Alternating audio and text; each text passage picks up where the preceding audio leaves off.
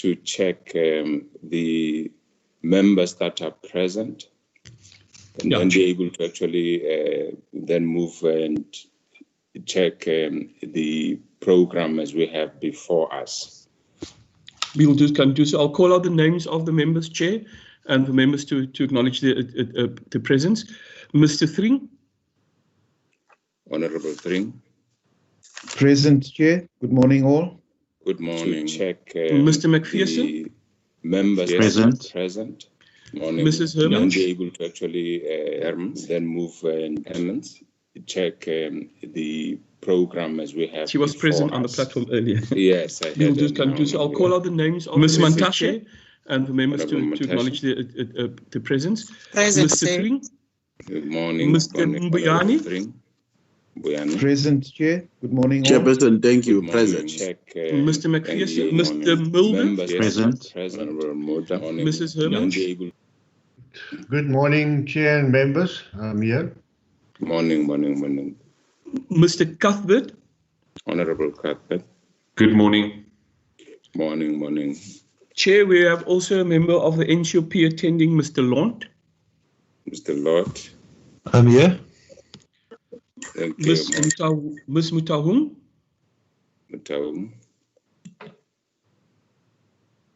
Morning, I'm here, Chair. Morning. Chair, then we also received an apology from Mrs. Mwatse. She's, as Mrs. Hermans indicated, has been diagnosed as post-COVID. She won't be able to attend this morning's session. Chair, that are all members currently on the platform, Chair. Mrs. Yako is also on the platform. Oh, I didn't see. Okay. Honorable Yako, good morning. Yeah, sorry, I saw you earlier. My apologies. I missed you. Yeah, that's fine. So then we have 10 members present, Chair, with the one member of the NCOP are present in the meeting, Chair. Thank you very much. Good morning, honorable members. Let me just say that we're trying most of the time just to acknowledge the time we're at, particularly for the people who actually would be affected by the pandemic. So I think we do actually request that we take just a moment of silence and prayer and or meditation. If we can just bow our heads and then we'll look at the agenda.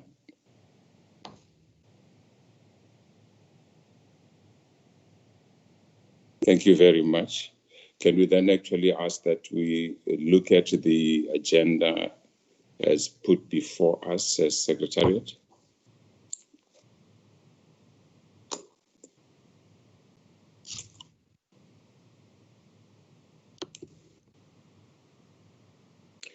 We do actually have the agenda on the first part. We have received apologies as well. In adopting the agenda, we'll be looking at the briefing, if we can scroll down, by Minister on the ongoing crisis on steel and sugar industries. We will actually then have a discussion on that questions and answer session, and then just scroll down. We will actually then have an update on 2 areas of the NLC and the consideration of the minutes. Then we will actually be concluding. So that's the agenda before us, honorable members. Chair, Mrs. Herman's hand is up, Chair. Honorable Hermans.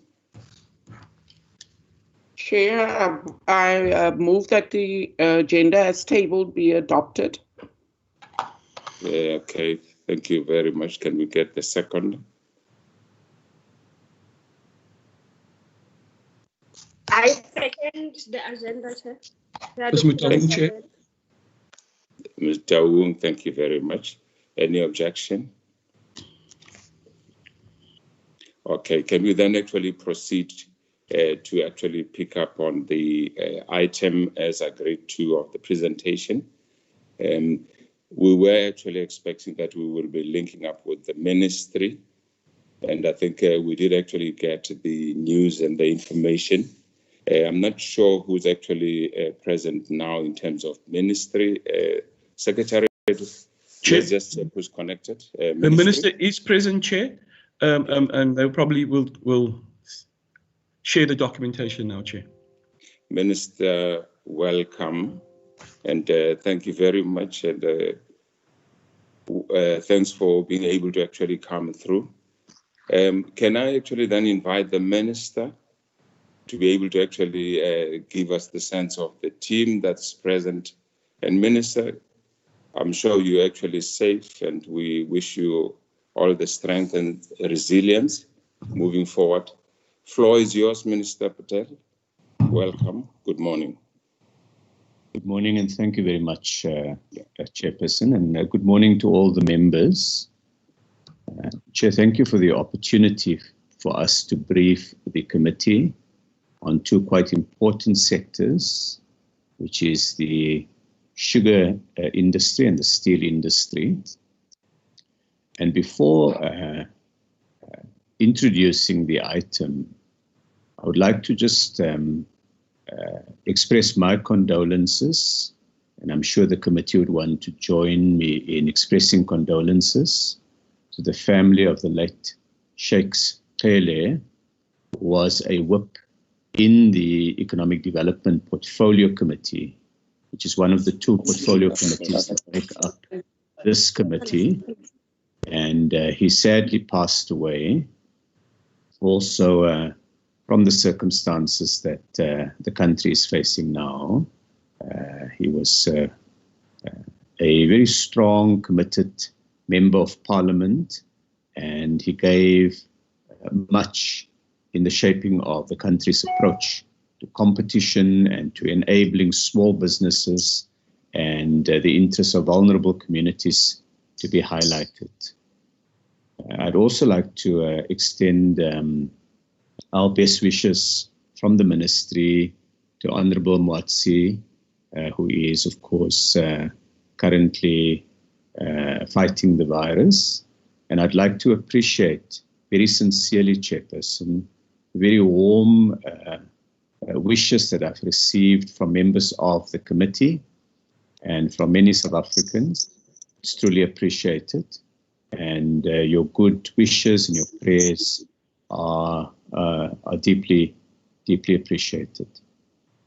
Chairperson, we have the deputy ministers are present today, and the discussion will be led principally by two chief directors in a sign of women's empowerment. We have Obisa Schlauli, who is the chief director in agro-processing, and she's been active in our work on the sugar industry, and she will be doing a lot of the presentation on sugar. She will also be joined by Harold Harvey, who I would like on behalf of the committee to welcome today. Harold is a ministerial facilitator who has worked closely with the industry, the sugar industry, and with the trade union movement to put together a master plan. And it's testimony to the enormous effort Harold has put in that we were able to finalize the master plan in a period earlier than we had originally planned. We'll also be joined by Umisha Naidu, who is the Chief Director in the Metal Unit of the department. And Umisha, together with her colleagues, Mohammed Vaude and others, have been working very closely on issues in the steel industry. And I will make a remark on the industry shortly.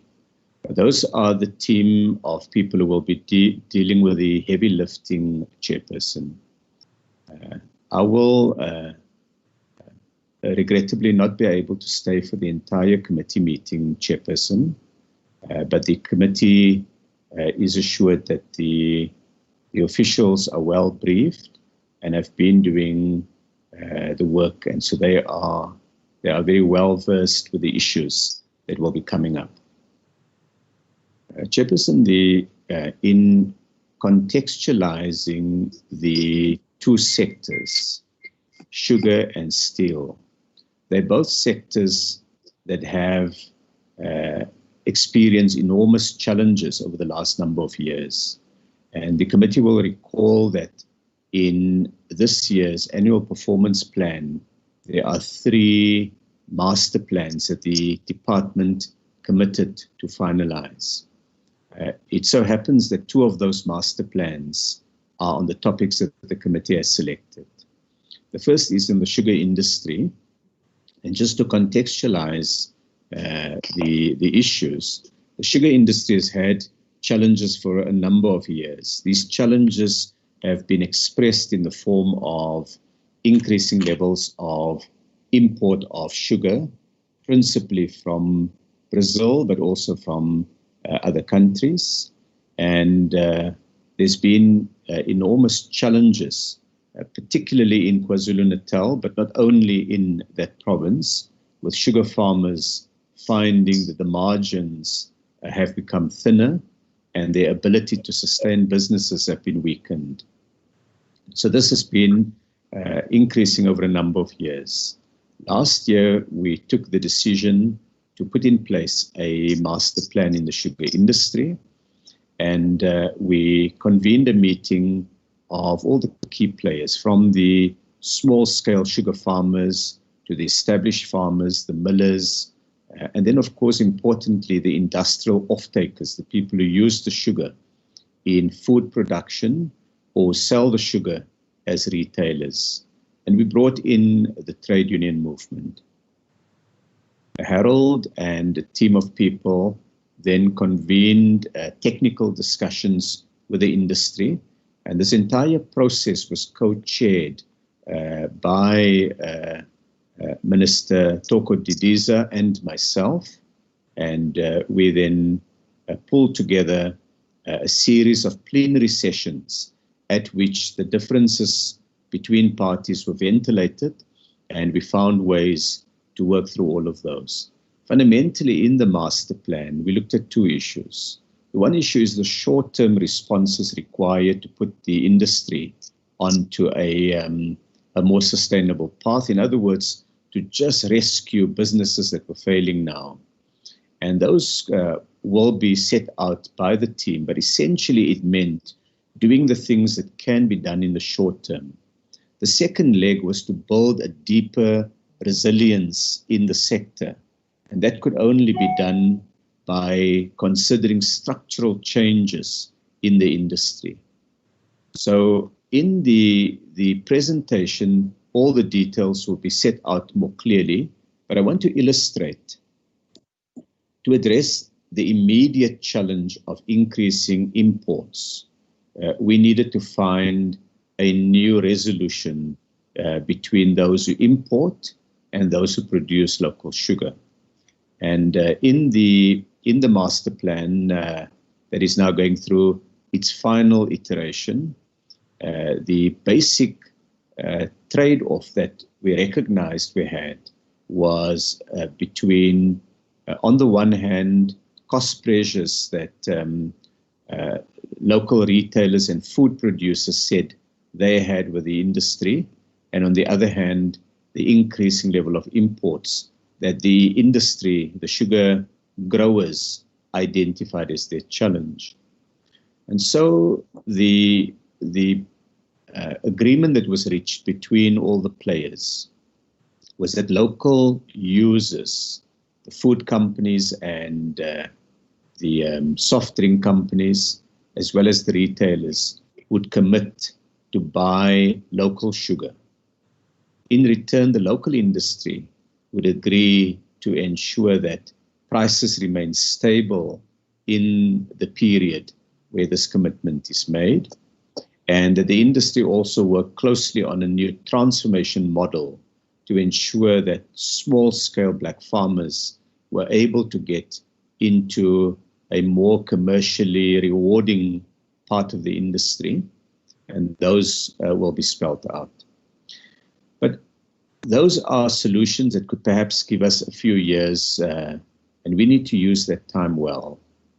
So we identified in the sugar industry that the long-term drivers would be to diversify the sugar industry's output and the use of the farms. If one thinks of it, though a big challenge immediately that the industry faces is the increasing imports, accompanying that, though, is a greater health awareness by consumers that is leading to reduction in sugar consumption by South Africans. Sugar has been indicated as a significant health challenge by the Department of Health, excessive consumption of sugar. And so the demand for sugar is decreasing from consumers, and at the same time, the sources of supply are diversifying in the sense that we have more imports. So to address that, there are two elements to the response and the approach of the industry and government. The first is to recognize that sugar could be a feedstock into other industries, particularly the biofuels industry. There are pricing challenges to ensure that this is done in a manner that would be viable for the country.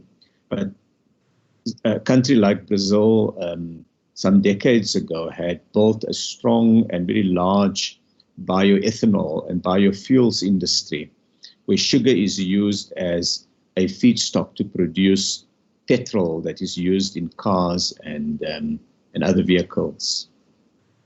So we're looking now to see what we can do on a biofuel strategy. The Department of Mineral Resources and Energy is now working on a biofuel strategy that can be a potential off-taker for sugar. The second part is diversification of the land itself, for the products produced on the sugar fields of the country. And there we're looking at supporting particularly small and medium farmers. Larger farmers have been able to find ways of diversifying their crops. Some of them have gone into the production of nuts, others have gone into essential oils and other products. And these are all ways of ensuring that, in fact, the farmlands are used for a diversity of crops so that the farmers are not solely dependent on the fortunes of sugar. So that represents the broad approach. The most important and interesting part of this is we've not developed these ideas in government sitting in Pretoria. It was done really with very, very active engagement with the sector, with the industry, and bringing together parties who otherwise would find that their interests pull them apart. Through this process, they found the will and the wherewithal to work closely together to develop a common approach to saving the industry and providing jobs and livelihoods to South Africans. So what we are able to do today is take the committee through some of the detail, and Kumisa would be able to set out some of the work that's been done, and Harold Harvey would be able to provide the committee with a lot of the texture and the detailed dynamics that have been experienced in this period. I did gazette some weeks ago a set of arrangements involving the sugar industry, and I have no doubt that the team would want to take the committee through those. They deal with transformation, and they deal with a master plan and the arrangements, the institutional arrangements in the sugar industry. Chairperson, when we've completed with the sugar industry, with your permission, Harold Harvey would want to take his leave of absence, and we then propose to go over to steel. In the case of the steel industry, just by way of an introductory remark, Chairperson, the industry has been challenged, particularly since the global economic crisis, the previous global economic crisis of about a decade ago. During that period, with enormous challenges globally, China in particular built up a very strong infrastructure program. And in support of that infrastructure program, a large expansion of steel output took place. And more steel factories were built, they were expanded. And shortly thereafter, the world began to experience a glut, a surplus of steel. That surplus has been the fundamental driver of the problems and challenges of the steel industry. More steel is being produced globally than what there is demand for steel currently in the global economy. And it's put price pressures on local industries. And when we looked at the challenges that the industries were facing, we felt that a plan to build greater resilience would be essential. I appointed a facilitator to work on the master plan. We expect that a first draft of the master plan would be available within the next few weeks and will be made available to the industry for their comments. The facilitators have been working very closely with local industry and trade unions. And so we would only be able to sketch in more broad terms some of the thinking and ideas in the steel industry. But unlike the sugar one, we don't have a completed master plan yet. The process from here is as follows, Chairperson. On the sugar industry, the industry is now preparing an application to the Competition Commission to get an exemption from certain provisions of the Competition Act to enable the millers and other players to get together to put into effect the arrangements that they've agreed to in the master plan. I have designated the sugar industry in terms of the Competition Act to enable the Competition Commission to consider this application. And when the application has been completed, we will then have a signing ceremony for the sugar master plan. In the meantime, the industry is working on implementation of elements of the sugar master plan. On the steel industry, Chairperson, we will be providing industry with a draft based on the discussion that has been had with the sector. And in anticipation of dealing with the problems of the steel industry, I have also published some weeks ago in the Gazette a temporary restriction on the export of scrap metal to ensure that local foundries and steel mini mills would have access to an important feedstock. So if we have received, or once we have received the round of comments from industry and labor on the steel master plan, I hope I can convene a plenary session with the parties, sign off on a steel 1.0 master plan, and begin implementation. Thereafter, we will be improving the steel master plan progressively over time, but there is great urgency because COVID has the pandemic and the effects of the pandemic by way of the slowdown in the South African and global economy has impacted greatly on the steel industry, and it has aggravated challenges in an industry that was already struggling prior to COVID-19. So we're going to try to move with as much speed as is prudent under the circumstances to give the steel industry the certainty that it needs about the commitments government can make, the commitments that the industry needs to make, the commitments workers need to make, so that we build the base of South Africa's industrialization effort, which is the steel industry. with those introductory remarks, Chairperson, I wonder if, with your permission, we can give over to Team Sugar to start first. And this would be the sweet part of the presentation. And I have Nobisa Schlauli and Harold Harvey who would lead this part of the discussion. Thank you very much, Chairperson. Okay, thank you. Okay, I'm sure they can proceed. The team can proceed. Thank you. Good morning, Chair and members, and thank you very much, and also to the Minister. Good morning, Minister, and I think I am also happy of the fact that you've indicated women empowerment. Thank you so much, Minister, and once again, good morning, members, as well as my colleagues from DTI.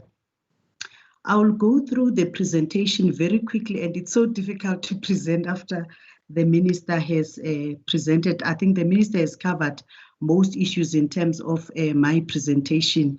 He has covered, I think, issues that are related to key challenges facing the industry, which is 1.3 in terms of the contents of the presentation. I will start on 1.4, which deals with the regulatory framework of the sugar industry. And then I'll also look at the amendments to sugar regulations. Minister has touched, I think, in detail on 1.6, which is the sugar industry master plan approach and the proposed intervention. Maybe Harold might also want to come in terms of the sugar master plan approach. And then the impact of COVID-19 on sugar industry, and then thereafter I'll deal with the way forward. Next slide, please. I think as Minister has indicated earlier on that we are looking at, the transformation of the industry in many aspects.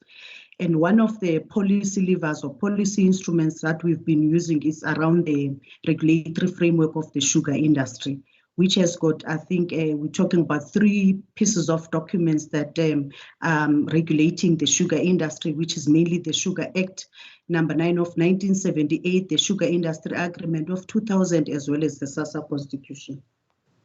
So the reason for the amendments of the regulations, it's mainly around, in terms of the objectives of the regulations, is to improve the competitive environment in which the industry operates, also to ensure the long-term cost competitiveness of the industry, as I've indicated earlier on, to ensure the transformation and sustainability of the sugar industry.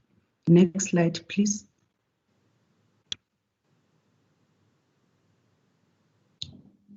Hello. Next slide, please.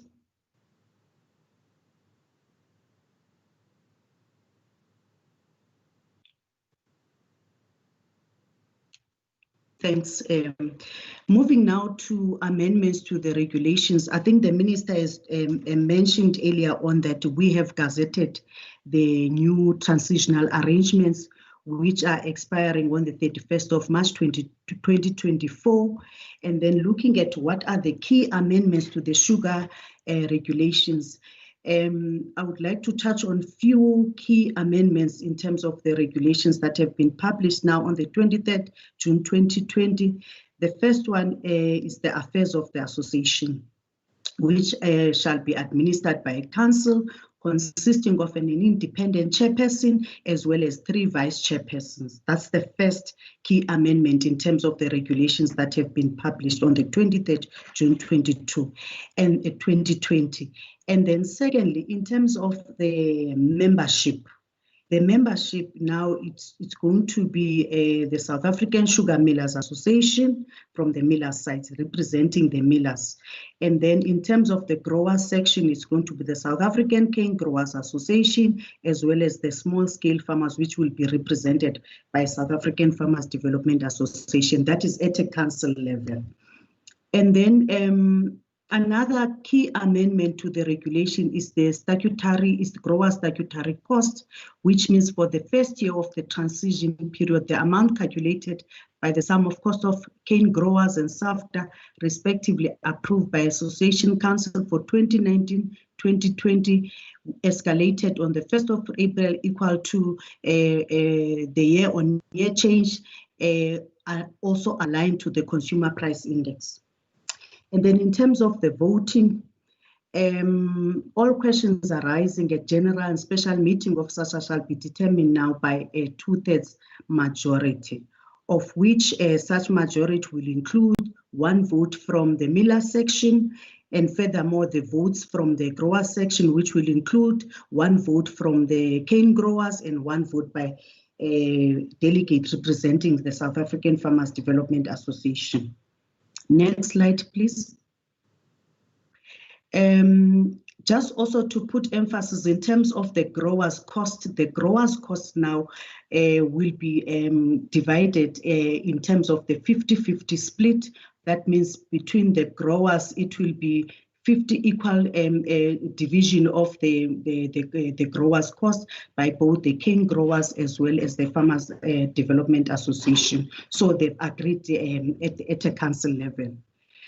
Looking at the sugar master plan approach and principles, Minister has talked about the fact that we went on an extensive engagement, and the whole development of the master plan, it was co-chaired by Minister Thoko Didiza, as well as chaired by our minister, which is Minister Patel, and the process entitled extensive engagement and consultation amongst the sugar industry stakeholders and social partners, particularly the small and large-scale growers, millers, as well as refineries, as well as the industrial users of sugar, as well as workers and government. So that was a very extensive process, which is still ongoing. And then I just wanted also to indicate there was a principal agreement in terms of the master plan, principles as well as the proposed intervention. This agreement was actually reached on the 8th of April through a virtual online meeting. But just to indicate that the process is still unfolding, but what we have covered so far, at least all the sort of participants or social partners, they are in support of what we have covered in terms of the sugar master plan. I think Harold will give more details in that regard. And then the next slide, please. What is important is the success of the master plan, because if we have a document where we don't know where the success, lies, so we have actually put the sort of what a success depends on in terms of the master plan, which is mainly all the members have to mainly focus on the national interest, not to focus on their individual interest in terms of the master plan, in terms of the industry itself. And then also a need for commitment to shared governance and implementation. So in terms of the implementation of the master plan, there needs to be a shared vision as well as shared governance in terms of the master plan, and also the stakeholder commitments, which I think the process is being, I think the minister has talked about the commitments from the retailers, the commitments from various government departments, the commitments that we are sourcing from the industrial users in terms of offtake agreements and so on, commitments related to price restraints, and then commitments to transformation and inclusive diversification, commitments in terms of appetite for risk for those members who want to be who participate in the sugar industry, as well as the agility in implementation of the master plan. Next slide, please. In terms of the proposed interventions, I think the minister has indicated earlier on that we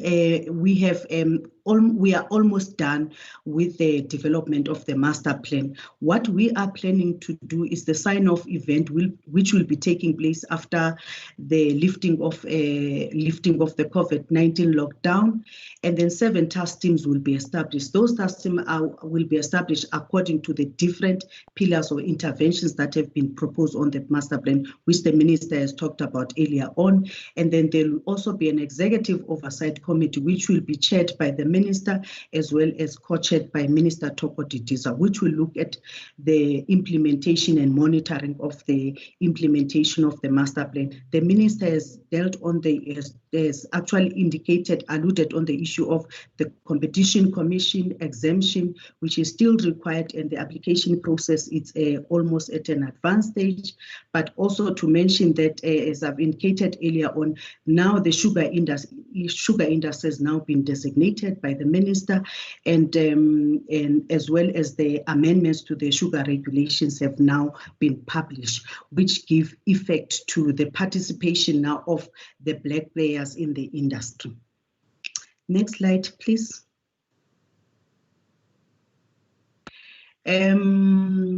In terms of the proposed intervention, the Minister has also indicated, these elements. The first one is to look at the stabilization of the industry, because we don't want to see the industry collapsing. So the first urgent intervention that is being proposed is the stabilization of the industry to restore the local market and offtake agreement. Those are some of the actions that we are busy undertaking. Producer price restraint, mainly commitment by producers to restrain price increases in line with inflation. And also another issue is around the product tax policy certainty, that is the HPL. As we know, it's a complex matter. However, we're still engaging SARS and industry on an ongoing basis.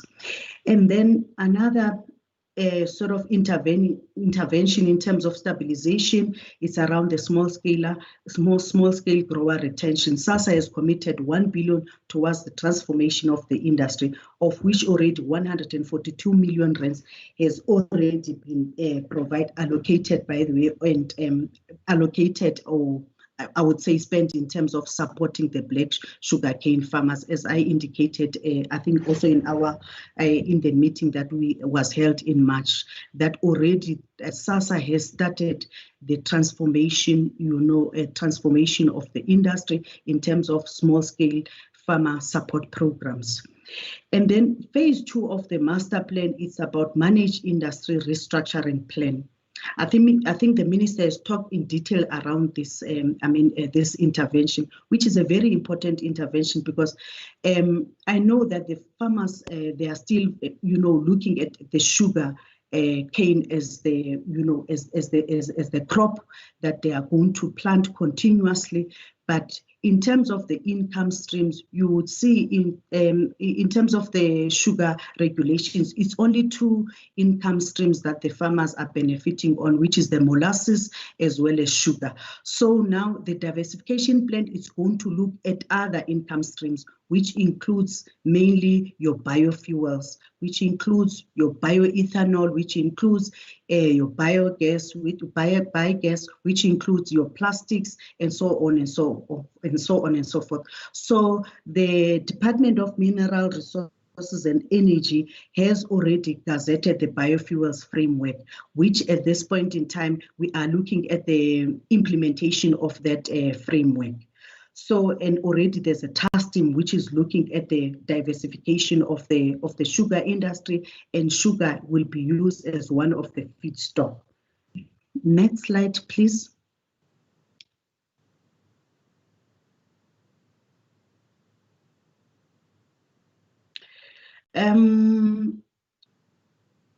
The impact of COVID-19, Chair and members, I think we are all quite aware, especially on various, industries.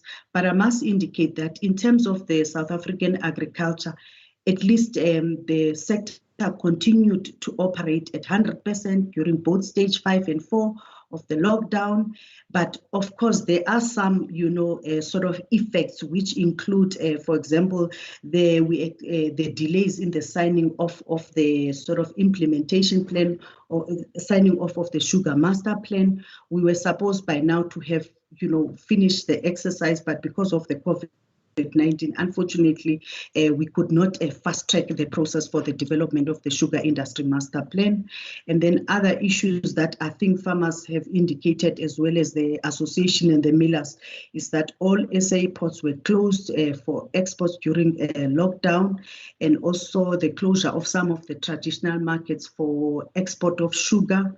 and also there were impact in terms of the controlled shopping hours and as well as the prohibition of operation of local users of sugar. For example, some restaurants were closed. So unfortunately, you know, restaurants, we know for a fact that they use a lot of sugar for many things. And then from the miller side, what they indicated is that the sales of sugar have also gone down due to the fact that the number of unfortunately of the sort of like restaurants were closed down, and as well as including the local and international ports were also closed down. So there was quite a sort of a reduction in terms of sales of sugar generally. And then also they indicated challenges that are related to the development funding, which is still a big challenge, especially for land reform and small scale growers. And also there were travel restrictions that had a lot of impact also for labor movement between, you know, provinces. SASSA has also made a contribution to the Solidarity Fund of an amount of 5 million, which is, I think it's a good, commendable move that SASSA has taken because of the fact that we know that there are challenges in terms of food security in the country. Also, SAFTA has indicated some of the challenges that they experienced during COVID-19, which is including the acquisition of PPEs, as well as the, again, restriction in terms of the movement of labor between provinces. And also they are faced with technological challenges such as holding meetings, because we know for a fact that they've got quite a number of farmers which are in the rural spaces, so they don't have the technology. So that is still a big challenge in terms of communicating with their members. And then the South African cane growers also has indicated some of the challenges, like the growers could not continue with the harvesting operations, and this includes paying wages to the farm workers so that they can support their families and make use of other, you know, inputs suppliers. So that has been a challenge. So there were delays in terms of payment of the farm workers and so on and so forth. So those are some, in a nutshell, of the sort of the effects of COVID-19 to the sugar industry, which have been indicated by the members of the South African Sugar Association. Next slide.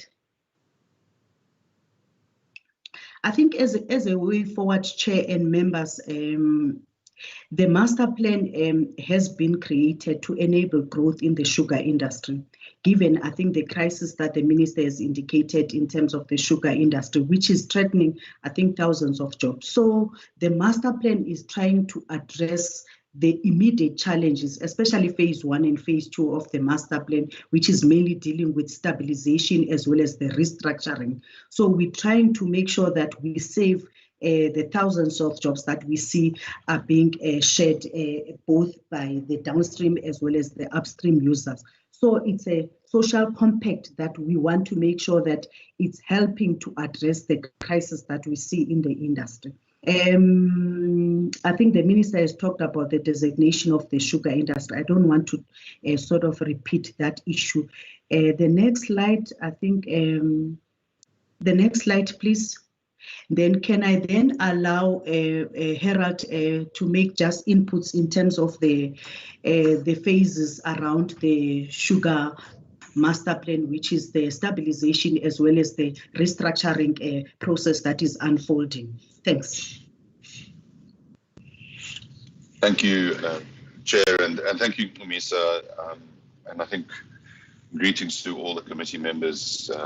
Minister, I thank you. I hope you're well.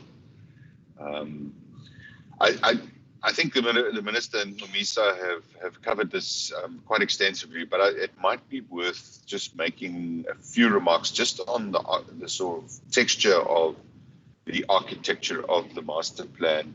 And I won't repeat what the Minister and Umi have already said. I think to just very quickly, within the two broad phases of the master plan, you've got the stabilization phase, which is really about putting our industry on life support, getting them stable, and then setting the industry ready to move on to a new foundation, a much more sustainable foundation, as the Minister has said.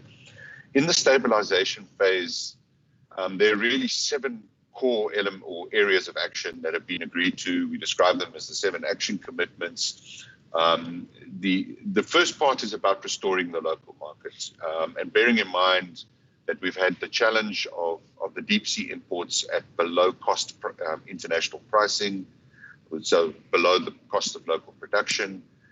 We've had challenges with low-priced imports from Eswatini. And so, as the Minister articulated, the downstream users have come to the party and made a commitment that in year 1, 80% of all sugar requirements will be sourced from the South African industry, with an ambition to take that up to 95% over 3 years. That is pre-COVID-19. It was assumed to restore 150,000 tons of additional sugar back to the South African sugar market. So, in a market that is currently running at about 1.2, or before COVID-19 was running at 1.2 million tons, it was hoping to get us back to 1.3.5 to 1.4 million tons. So obviously COVID-19 is challenging us quite severely because the overall market has shrunk. So, you know, if you talk to the beverage producers and to the food producers in the country, they'll tell you how severely the market has been impacted by the economic impacts of the pandemic. But the principle is that we have this restoration of the local demand side. In exchange, as the Minister articulated, the producers have said that to support that commitment from the users, they will commit to not stabilize pricing and to keep pricing in line with consumer inflation over the 3-year period. Government has also come to the party with a couple of things. So those two conditions of the local offtake commitments and the price restraint are linked to the HPL remaining unchanged through that period as well. And so government has not stood still. It is participating by bringing that. It's also, we're looking at what we call the strategic trade protection action commitment, where trade measures will be used to keep the sort of, the deep sea imports to a minimum here and enable the support of the local offtake commitments. Then there are 4 commitments which really go to the setting up of the foundations for a new industry. So the first is just ensuring that, and all the parties are committed to ensuring employment protection. This industry is going to go through a very difficult restructuring process, and the commitment of all parties is to ensure the employment levels are maintained as best as possible. There's a commitment to ensuring a foundational role for small-scale growers in this value chain going forward, bearing in mind that about 80% of the farmers in this industry are actually small-scale growers, producing about 20% of the tonnage, and there's a commitment to ongoing support, as Misa presented, to keep them active and give them a place and to set them up for a future which is a sustainable role for small-scale growers in the value chain. There's also then a commitment to a fundamental transformation of the ownership patterns in the industry. And this is not just about providing small-scale growers with additional support. This is about changing ownership patterns throughout the value chain. And I think the committee members will have seen that some of the millers, for example, are engaging in restructuring of their businesses at the moment, which we're seeing a role for small-scale growers and workers taking ownership down the value chain in these newly diversifying value streams. And then lastly is the 7th action commitment, which is the area that is the subject of the application and the designation by the Minister under Section 10 of the Competition Act, which is a managed industry restructuring. And if I can just spend 2 minutes on this, there's a real risk that in this crisis that the industry is facing, that